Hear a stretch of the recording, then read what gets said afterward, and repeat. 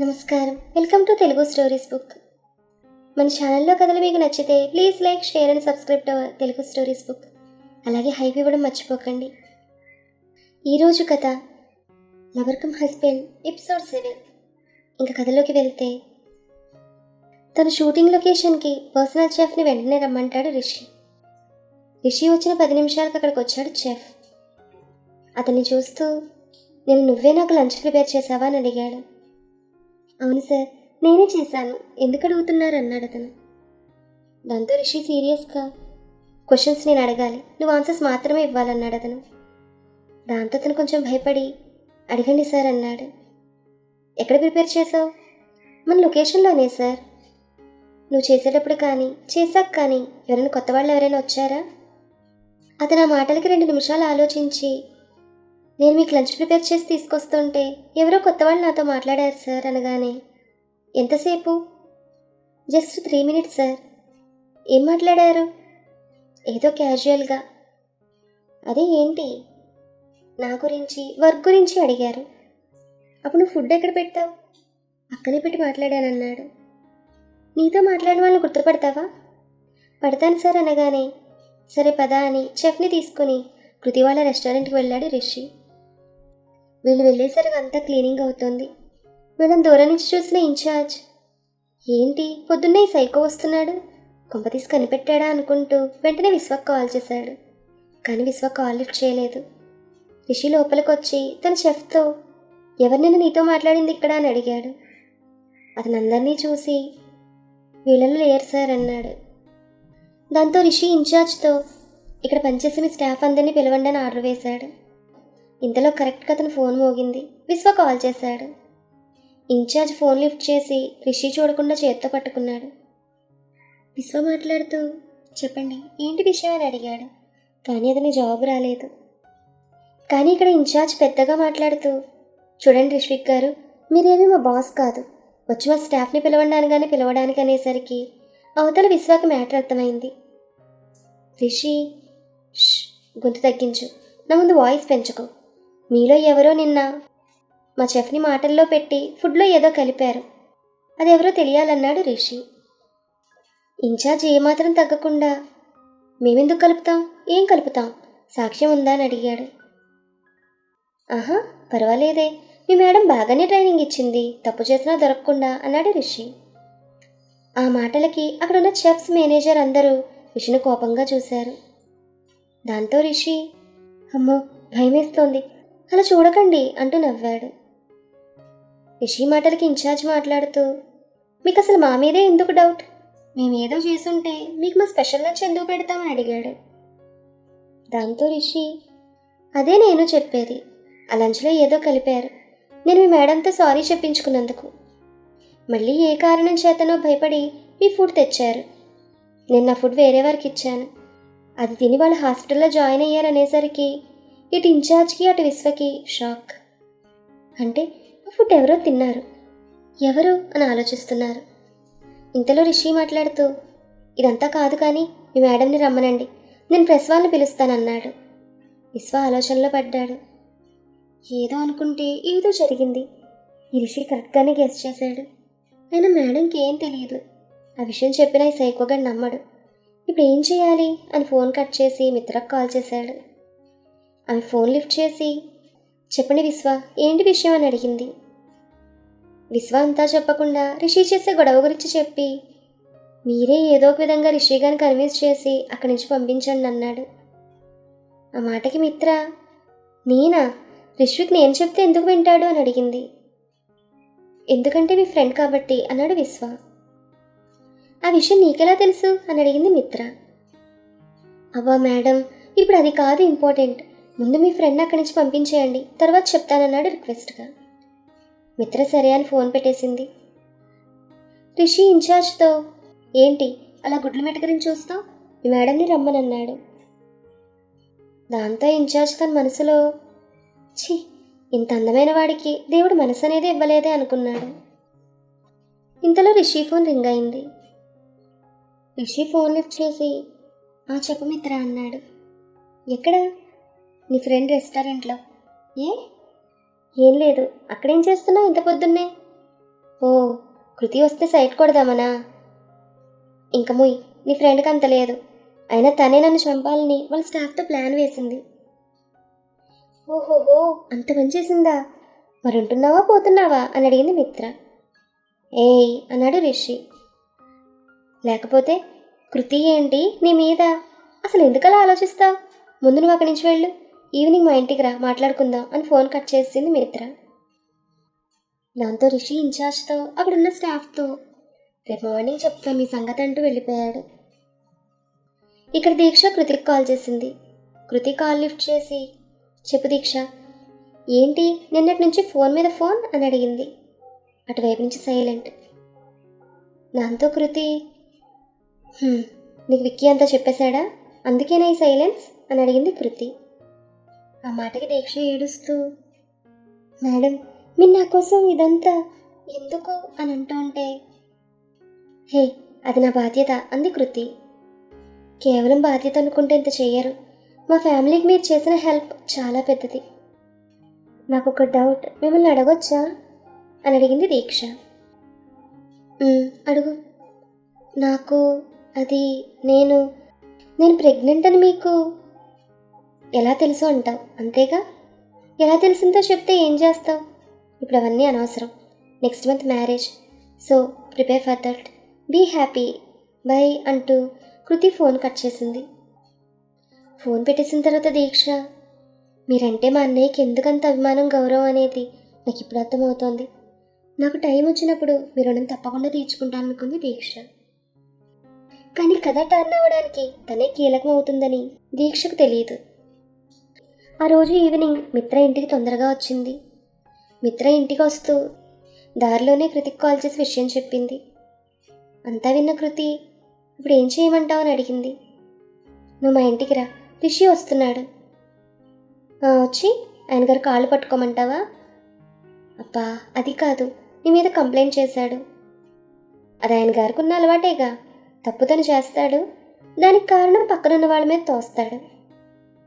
కృతి please నా కోసం రా, తను నీ మీద ఏదో ప్రెస్ రిలీజ్ చేస్తానంటే నేనే వద్దని ఇక్కడికి రమ్మన్నాను. అంతే. ఆ మాట విన్న కృతికి తిక్కరేగింది. ఏంటి వాడు చేసేది? నేనేమన్నా తింగద్దాని అనుకుంటున్నాడా? చేయమను, ఏం చెప్తాడో చూస్తాను. నేను రాను, రానంటే రాను, ఏం చేసుకుంటాడో చేసుకోమనంటూ ఫోన్ పెట్టేసింది కృతి. దాంతో మిత్ర ఇంకిది ఫోన్ లిఫ్ట్ చేయదనుకుని మెసేజ్ పెట్టింది.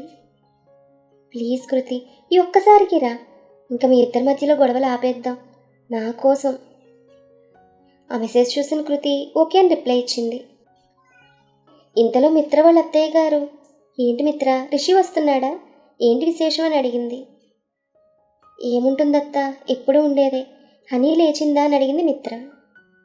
సరిగ్గా అప్పుడే లేచొచ్చింది మిత్ర ముద్దుల కూతురు 2 సంవత్సరాల హనీ. చాలా చబ్బీగా ఉంటుంది. గుండ్రటి కళ్ళు, సున్నాలాగా తెరుచుకునే నోరు. అని తొందరగా రమ్మన్నాను, కుదరదనేసారంది మిత్ర. డాక్టర్ కదా, పెద్ద ఫోర్స్ వాడికి అన్నారని నవ్వుతూ. సరే మరి వంటేం చేయమంటావు అని అడిగారు. వాడు కృతి మీద యుద్ధం ప్రకటించడానికి వస్తున్నాడు అత్తయ్య, తినడానికి కాదంది మిత్ర. అంటే కయ్యానికి వస్తున్నాడు, విందుకు కాదంటావు అంతేనా? కృతి రానందత్త, ఏంటో వీళ్ళిద్దరినీ కలపాలని 4 ఏళ్ల నుంచి నేను ట్రై చేస్తుంటే నా వల్ల కావట్లేదంది మిత్ర తలపట్టుకుని. అసలు ఎందుకు విడిపోయారు వాళ్ళు? అయ్యో మీకు చెప్పానుగా ఎన్నోసార్లు. నువ్వు చెప్పేది వాళ్ళు ఎలా విడిపోయారో అని. ఎన్నిసార్లు అడిగినా అదే చెప్పావు, కానీ ఎందుకు విడిపోయారో చెప్పలేదు. అదేంటత్తా, తేడా ఏంటి? ఇద్దరు మంచి ఫ్రెండ్స్ అయినా లవర్స్ అయినా విడిపోయారంటే ఖచ్చితంగా దాని వెనుక బలమైన కారణం ఉండే ఉంటుంది. అలా కారణం లేకుండా విడిపోయారంటే వాళ్ళ రిలేషన్ గట్టిది కాదని. కారణం నువ్వేనాడు చెప్పలేదు అంటే ఇద్దరిలో ఎవరో తప్పు చేశారు. అఫ్కోర్స్ వాళ్ళిద్దరూ నీ బెస్ట్ ఫ్రెండ్స్ కాబట్టి వాళ్ళని తక్కువ చేయకూడదని నువ్వెలా విడిపోయారో చెప్పావు, కానీ ఎందుకు విడిపోయారో చెప్పలేదు అన్నారావిడ. దాంతో మిత్ర తనలో తాను అది చెప్తే ఇంకేమైనా ఉందా అనుకుంది.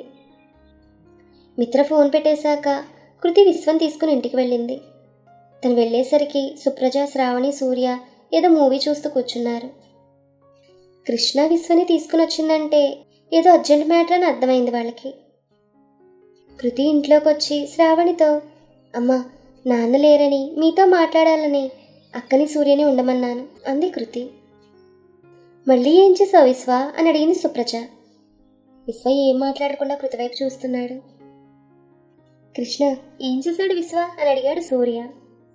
కృష్ణకి ఏం చెప్పాలో అర్థం కాక విశ్వ వైపు చూశాడు. దాంతో శ్రావణి, వీళ్ళిద్దరూ చెప్పరు కానీ నువ్వే చెప్పు కృతి, ఏమైంది అని అడిగింది. దాంతో కృతి విశ్వ వైపు కొరకొరా చూస్తూ, ఈ విశ్వ చేసిన పిచ్చి ప్లాన్ వలన రిషి కాళ్ళు పట్టుకోవాల్సినంత పని వచ్చింది. రిషి పేరు వినగానే కృతి ఫ్యామిలీలో వాళ్ళందరి ఫేస్లో సీరియస్నెస్ చోటు చేసుకుంది. దాంతో శ్రావణి, అరే ఏమైంది అని గట్టిగా అడిగేసరికి, నేనే చెప్తాను మేడం అంటూ ఆ రిష్విక్ మా మేడం చేత అందరి ముందు సారీ చెప్పించుకున్నాడు. మేడం చాలా బాధపడ్డారు అని విశ్వ చెప్తుండగా కృతి మధ్యలో పెద్దగా మాట్లాడుతూ, నేను బాధపడ్డాను నీకు చెప్పానా అని అరిచింది విశ్వని. దాంతో సుప్రజ, కృతి నువ్వాగు, మమ్మీ మాట్లాడుతోందిగా అంది. శ్రావణి విశ్వని కంటిన్యూ చేయమంది. మేడం అలా బాధపడేసరికి నాకు ఆ రిష్విక్ మీద చాలా కోపం వచ్చింది. నాకే కాదమ్మా, మన జూబ్లీ స్టాఫ్ అందరికీ వచ్చింది. అందుకనే ఆ రిష్విక్ తినే ఫుడ్లో మోషన్ సాల్ట్ కలపమన్నాను. విశ్వ చెప్పిన మాట విన్న సూర్య పెద్దగా నవ్వి, వెరీ గుడ్ విశ్వ అన్నాడు. ఆ మాట కృతి కోపంగా చూసింది. దాంతో శ్రావణి, అది తిని రిష్విక్ ఏమైనా అయ్యిందా అని అడిగింది కంగారుగా. తనకేం అవ్వలేదు, వీళ్ళ అతి తెలివి ప్లాన్ వల్ల తన సేఫ్, కానీ ఆయన గారి పియ్యే ఆ ఫుడ్ తిని హాస్పిటలైజ్ అయ్యింది అని కృతి అనగానే, అయితే ఉందా పోయిందా అని అడిగాడు సూర్య. దాంతో శ్రావణి, ఆపు అని, మరి ఏమైంది కృతి అంది శ్రావణి. ఆయన గారికి డౌట్ వచ్చి మన రెస్టారెంట్కి వచ్చిన మీద కేసు పెడతానంటూ మీడియా ముందు మన గురించి చెప్తా అంటూ బెదిరించాడు. సాక్ష్యం ఏది అని సుప్రజ అడిగేసరికి అందరూ తన వైపు చూశారు. మనమే ఆ సాల్ట్ కలిపామని, ఆ ఫుడ్ తినడం వల్ల ఆ పిల్ల ఆరోగ్యం దెబ్బతిన్నదని సాక్ష్యం ఉందా అని అడిగింది సుప్రజ. లేదు అంటే లేదని కాదు, ఆయన చెఫ్ గుర్తుపడతాడంట అన్నాడు కృష్ణ. అంటే విశ్వ మన వాళ్లే పనిచేశారా అంటే మన స్టాఫ్ అని అడిగింది సుప్రజ. లేదు మేడం, నేను ఆ పని వేరే వాళ్ళ చేత చేయించాను. వాళ్ళు అతని మాటల్లో పెట్టి అతని తెలియకుండానే కలిపారు. కానీ కృతి మేడంకి తెలిసి వద్దండంతో మేము ప్లాన్ మార్చాము. రిష్విక్కి మన రెస్టారెంట్ స్పెషల్ ఫుడ్ అని చెప్పి అరేంజ్ చేశాం. కానీ ఆ ఫుడ్ వాళ్ళు పియ్యే తింటుందని మాత్రం ఊహించలేదు. అది జరిగిందంటూ అందరి వైపు చూశాడు విశ్వ. దాంతో సూర్య నవ్వుతూ, హే బాగా ప్లాన్ చేశావు, కానీ ఆ సైకోగడు జస్ట్ మిస్ అన్నమాట అనగానే సుప్రజ కూడా నవ్వేసింది. కృతి వాళ్ళ అమ్మతో, చూడమ్మ వీళ్ళని అని సైగ చేసింది. శ్రావణి సుప్రజని సూర్యని, ఇంకాపండి అంది. చూడు విశ్వ, ఇదేం చిన్నపిల్లల ఆట అనుకున్నావా? అతని కృతి మీదనే డౌట్ వస్తుందని తెలియదా నీకు అని శ్రావణి అనేసరికి, నేను అంత దూరం ఆలోచించలేదమ్మా అన్నాడు విశ్వ. దాంతో కృతి అందుకుంటూ, మరి ఇంకెంత దూరం ఆలోచించావు? నీకు తెలుసా అతను మిత్ర ఇంటికి వస్తున్నాడు, నన్ను రమ్మంటున్నాడు, లేకపోతే మీడియాకి ఇన్ఫామ్ చేస్తాడట మనం అతనికి హాని చేస్తున్నామని. ఏం చేయాలో తోచలేదంది కృతి. మీరెందుకు మేడం టెన్షన్ పడ్డాం, నేను వెళ్తాను, నేను మాట్లాడతాను అని విశ్వ అనగానే వెంటనే సూర్య, అవునక్క, నేను విశ్వ కృష్ణ ముగ్గురం వెళ్తాం, నువ్వు రావద్దు, మేం తేల్చుకొస్తామన్నాడు సూర్య. అప్పుడు కానీ అతను నన్ను రేంజ్లో ఆడుకోడు, ఎవరు వద్దు, నేనే వెళ్తానంది దిగులుగా కృతి. నిన్నొక్కదాన్ని ఎలా పంపిస్తాం, వీళ్ళు వస్తారు, తీసుకెళ్ళు అని విశ్వతో, విశ్వ నువ్వు ఒకసారి బయటికి రా అనగానే ఇద్దరు బయటికి వెళ్ళారు. శ్రావణి కృతితో మాట్లాడుతూ, మిత్ర ఉందిగా, వెళ్ళు, ఏం కాదు. ఏంటతను మీడియాకి చెప్పేది? నాన్నకు కాల్ చేసి అక్కడికి రమ్మంటాను, పద నేను వస్తాననగానే కృతి కృష్ణతో, కృష్ణ వెళ్ళి టీ తీసుకురా, తల పగిలిపోతోందంది. కృష్ణ కిచెన్లోకి వెళ్ళాడు. ఏంటమ్మా నువ్వు కూడా, మీ అందరినీ తీసుకుని వెళ్తే ఇంకేమైనా ఉందా, అది కూడా డాడీని. అమ్మో అతనంటేనే నాన్నకు పడదు, నువ్వొద్దు, మేమేదో ఒకటి మాట్లాడొస్తామంది కృతి. దాంతో పక్కనే ఉన్న సూర్య, అవును మమ్మీ నేను వెళ్తాను అక్కతో, అతను ఏమైనా ఎక్స్ట్రా మాట్లాడితే నా పంచ్ పవర్ చూపిస్తానన్నాడు.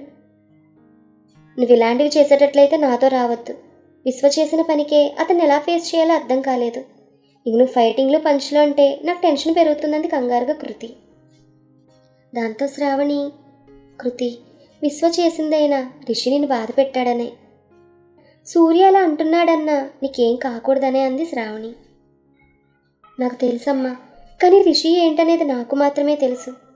ప్రేమిస్తే తన ప్రాణం ఇస్తాడు, ద్వేషిస్తే అవతల చనిపోతున్నా పట్టించుకోడు. నేను తన ప్రేమను చూశాను, ద్వేషాన్ని చూస్తున్నానంది బాధగా కృతి. మధ్యలో సూర్య మాట్లాడుతూ, అక్క నీ జోలికొస్తే మాత్రం అతని చుక్కలు చూపిస్తానంటూ బయటికి వెళ్ళిపోయాడు సూర్య. కృష్ణ టీ తేగానే విశ్వ సుప్రజ ఏదో సాధించినట్లుగా ఫేస్ పెట్టి లోపలికొచ్చారు. కృతి వాళ్ళని చూసి మళ్ళీ ఏం ఘనకార్యం వెలగబెట్టారు అని అడిగింది అనుమానంగా. సుప్రజ మాట్లాడుతూ, కృతి ఇంక నువ్వు ధైర్యంగా వెళ్ళు. నేను వద్దామంటే సర్జరీ ఒకటి ఉంది, నాకు వెళ్ళాలి. విశ్వ నీకు చెప్తాడు. Take care. విశ్వ కృష్ణ, కృతి జాగ్రత్త. ఓకే మమ్మీ, నేను బయలుదేరుతున్నాను హాస్పిటల్కి అని బయలుదేరి వెళ్ళిపోయింది సుప్రజ. సూర్య బయట నుంచి హార్న్ కొడుతుంటే కృతి విశ్వతో, పదండి మీ ముగ్గురు అక్కడ ఎన్ని తిప్పలు తెస్తారో అని. సరే అమ్మా వెళ్ళొస్తాను అని బయటకు నడిచింది కృతి. కృష్ణ కార్ స్టార్ట్ చేయగానే కృతి, సూర్య హనీకి దారిలో ఐస్ క్రీమ్ కొనుంది. ఇక్కడ మిత్ర ఇంట్లో 75 ఇంచెస్ టీవీలో హనీ మూవీ సాంగ్స్ చూస్తుంది. ఆ హాల్ అంతా ఇంపోర్టెడ్ ఫర్నిచర్, అంతా చాలా రిచ్గా కలర్ఫుల్గా, చూడడానికి 2 కళ్ళు చాలడం లేదు, అంత బాగుంది. ఏదో మంచి అరోమా స్మెల్ రిలీజ్ అవుతుంది ఆటోమేటిక్ ఎయిర్ ఫ్రెషనర్ నుండి. రిషి ఒక్కడే తన కారులో వచ్చాడు. మిత్ర ఎదురెళ్ళి, రారా, ఎంత పెద్ద హీరో అయితే మాత్రం మరీ అంత చిన్న చూపా, రావడం తగ్గించేశావు అంది రిషితో. ఎక్కడే, నా డేట్ షెడ్యూల్ నీకు తెలుసుగా అన్నాడు రిషి. వీళ్ళు హాల్లోకి వచ్చేసరికి హనీ రిషి సాంగ్స్ చూస్తోంది.